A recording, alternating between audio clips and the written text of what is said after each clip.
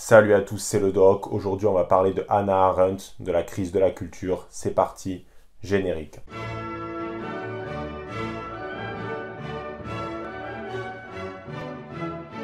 S'il y a vraiment une philosophe qui a marqué le XXe siècle de son empreinte, c'est bien Hannah Arendt. Alors cette dernière, elle est née en 1906, donc dans une famille d'origine juive allemande, et elle a entamé très tôt des études de philosophie. C'est dans ce cadre-là qu'elle a rencontré donc Martin Heidegger, qui est devenu à la fois son maître à penser, mais surtout son amant, la coquine. Mais tu vois, être juif dans les années 30 en Allemagne, c'est pas bon. Donc elle a décidé de partir dans un premier temps en France, puis aux États-Unis, où elle a entamé une brillante carrière universitaire quand elle a été naturalisée. Et elle est décédée en 1975. Donc Hannah Arendt, elle a théorisé de nombreux concepts, notamment la banalité du mal, suite au procès donc de Eichmann à Jérusalem.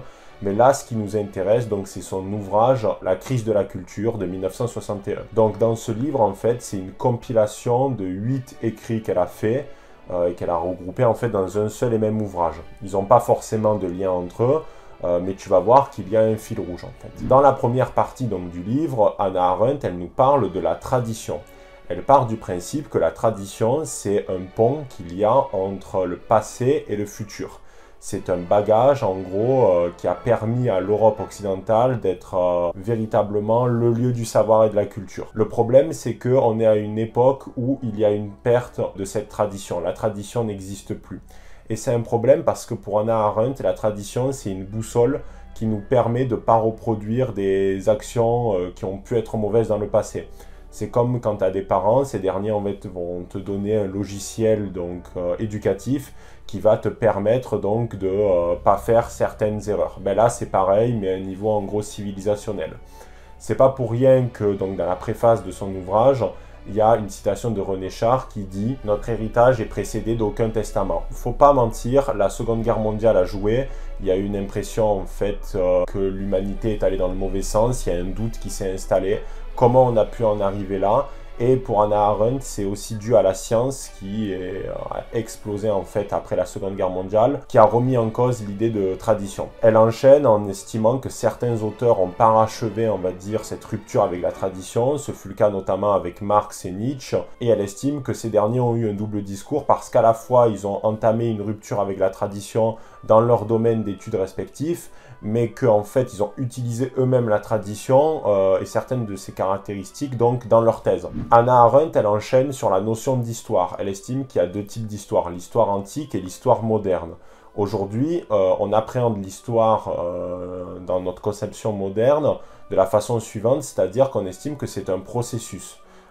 Comme la nature en fait, c'est-à-dire que les événements historiques sont tous liés entre eux et en fait donc c'est des phénomènes de cause à effet. Il y a une suite logique. Pour Hannah Arendt, c'est des conneries parce qu'elle estime qu'en gros, le fait historique, il a un sens en lui-même. Et elle est plutôt proche de la tradition, on va dire, antique, où l'histoire, en fait, a un intérêt, des caractéristiques qui lui sont propres, et le fait historique ne vient pas forcément de l'homme. Parce que nous, notre bêtise, pour Hannah Arendt, c'est qu'on appréhende l'histoire en remettant constamment l'humain comme étant donc le principal créateur du fait historique. Elle reproche notamment et elle défonce de nouveau Marx parce qu'elle estime que Marx est obsédé par le fait que le travail provoque, on va dire, les phénomènes et les faits historiques. Et pour elle, en fait, ça vide de sa substance le fait historique qui a une entité propre, une identité à lui-même en fait. Hannah Arendt, elle a beaucoup travaillé aussi sur le totalitarisme et sur la notion d'autorité. Mais elle estime que l'autorité, c'est pas quelque chose fondamentalement de mauvais. Pourquoi? Parce que l'autoritarisme, c'est une volonté donc d'une autorité par la force, alors que dans la tradition grecque, l'autorité, c'est à la fois un respect de la hiérarchie, de la tradition et de la religion. Le problème, c'est que, comme je t'ai dit tout à l'heure, il y a une absence donc de la tradition et donc de facto de l'autorité, puisqu'en fait les deux sont liés. Et le souci pour Hannah Arendt, c'est que post-Seconde Guerre mondiale, on a eu une obsession pour l'idée de liberté. Et là, elle estime qu'il faut complètement balayer la notion de liberté, donc notamment des épicuriens, qui est donc de jouir de tout sans entrave. Mais pour elle, elle fait une distinction. On a le droit d'être libre dans notre esprit, c'est-à-dire d'être complètement fantasmagorique. Mais par contre, dans la réalité, c'est l'État qui doit brider, on va dire, notre liberté par le biais de l'autorité. Mais de toute façon, aujourd'hui, il n'y a plus d'autorité, donc on a des libertés extrêmes et parfois excessives. Sur l'éducation, Hannah Arendt est particulièrement critique du système américain et elle estime qu'il y a plusieurs failles donc, qui entraînent une crise, on va dire, du système éducatif. Premièrement, comme on l'a vu tout à l'heure, donc il y a une perte de la tradition, donc de la hiérarchie de l'autorité, et les professeurs donc se font maintenant malmenés. Ils ne se font plus respecter à leur juste valeur. Deuxièmement, on a eu l'apparition de nouveaux concepts un petit peu fumeux, de systèmes éducatifs, modernes, progressistes, où on laisse une trop grande autonomie à l'enfant, on lui laisse donc jouir d'une très grande liberté en quelque sorte. C'est ce qu'on disait tout à l'heure, que donc la hiérarchie et l'autorité n'est plus là pour réguler les libertés excessives. Et en plus de ça, donc, on se focalise plus sur la manière dont on va enseigner les matières, sur la méthodologie, que sur le fond de ces dernières. On n'essaye plus de donner aux élèves donc, des connaissances. De plus, pour Hannah Arendt, on a créé un monde enfantin et on a divisé à la fois les enfants de leurs parents. Il y a eu une rupture entre les deux. Le problème, c'est que, comme je t'ai dit tout à l'heure, il n'y a plus donc cette tradition et cet héritage qui se perpétuent. Néanmoins, Hannah Arendt, elle estime qu'il ne faut pas que l'enfant soit contaminé notamment par le politique et par de l'idéologie. On peut en parler notamment aux progressistes qui se plaisent à parler de certaines théories comme la transidentité en cours, tu vois. Ça, c'est pour vous, les amis. Enfin, on arrive au chapitre qui s'intitule « La crise de la culture » et qui donc prend, on va dire, le titre de l'ouvrage. Pour Hannah Arendt, le libéralisme a créé donc une société de masse et une société de consommation. Et les œuvres d'art, les produits culturels, sont devenus donc de la marchandise, des produits de consommation. Et comme tout autre produit de consommation, ils répondent aux lois du marché, c'est-à-dire par exemple aux effets de mode, etc. Le problème, c'est que pour Hannah Arendt, l'œuvre d'art en elle-même, ou le produit culturel, il est issu d'un processus artistique qui prend du temps, et l'œuvre d'art est belle parce que elle transcende les âges, donc elle traverse les époques, elle est donc dans une forme de tradition et d'héritage, parce qu'en soi, l'œuvre d'art n'a pas de but en fait, elle n'a pas de but pratique, c'est pas un outil, ça ne nous permet pas de nous déplacer d'un point A à un point B, c'est juste du beau quoi, qui transmet et transcende les âges. Le problème, c'est qu'on a affaire à ce qu'on appelle pour Hannah Arendt des philistins.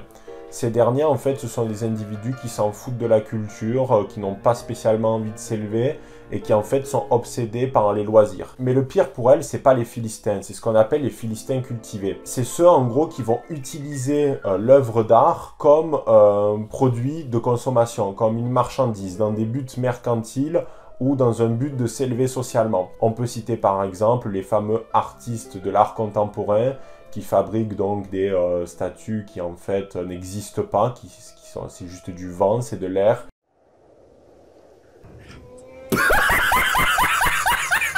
Alors là, pour Hannah Arendt, on est donc aux antithèses de la culture. Pourquoi? Parce qu'il n'y a pas eu de processus artistique qui demande du temps à l'artiste. C'est pas beau, ça traverse pas les âges, et en plus de ça, c'est juste pour se faire du fric et pour booster son ego. Traduction, c'est de la merde. Et donc, cette crise de la culture est aussi liée à cette perte donc, de la tradition et de l'héritage, notamment d'un art plutôt antique. Hannah Arendt conclut avec deux derniers chapitres. Tout d'abord, elle parle du fait que la vérité et la politique sont deux notions qui sont difficiles en fait à juxtaposer. En fait, il y a certains auteurs comme Platon qui estiment que le politique ne doit pas mentir parce que la vérité est une vertu et qu'elle est plus importante en gros que les systèmes politiques des hommes. Mais le problème, c'est qu'on a vu l'émergence donc de la raison d'État, de l'absolutisme, notamment donc avec Machiavel et Hobbes, qui estiment que parfois la vérité doit être cachée parce qu'elle est trop dérangeante et qu'il faut protéger les intérêts de l'État. Parce que vu que l'État protège sa population, il ne doit pas, on va dire, être déstabilisé. Le truc, c'est que pour Hannah Arendt, il faut diviser deux choses. À la fois, donc, la vérité des faits et la vérité de raison. Pour elle, en fait, le politique tente à mentir, donc, sur les faits et à créer de l'opinion. Et le problème, c'est que ça nous amène au mensonge politique et donc à une défiance donc, des citoyens de plus en plus grande pour les systèmes politiques parce que ces derniers n'arrêtent pas de mentir, en fait.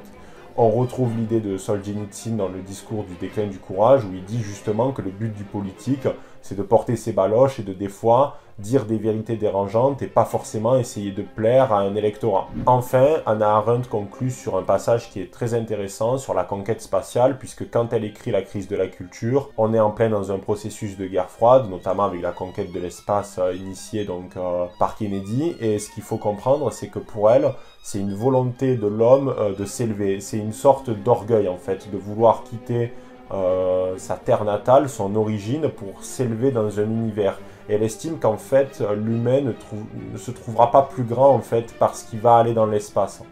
Elle rajoute même que ça vise, on va dire, à déformer la nature en fait. De plus, elle trouve que c'est dangereux d'un point de vue technologique et voire même éthique. Donc qu'est-ce qu'on peut en conclure de La crise de la culture? C'est une œuvre qui est vraiment véritablement magistrale, extrêmement riche puisque Hannah Arendt ne cesse de balancer donc des vérités et des analyses particulièrement pertinentes, surtout pour notre époque.